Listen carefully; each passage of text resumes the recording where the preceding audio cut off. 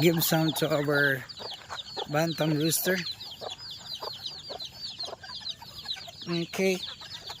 Okay, this is duckweed mixed with rice. Okay, can eat that. Oh, this one. Yeah. Oh, you like it. Okay. Okay, okay, just stay there.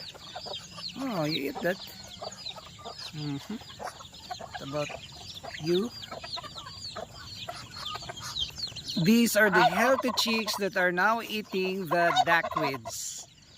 And one mama is taking care over 1, 2, 3, 4, 5, 6, 7, 8, 9, 10, 11, 12, 13, 14, 14 chicks. Over there we have plenty of chicks as well.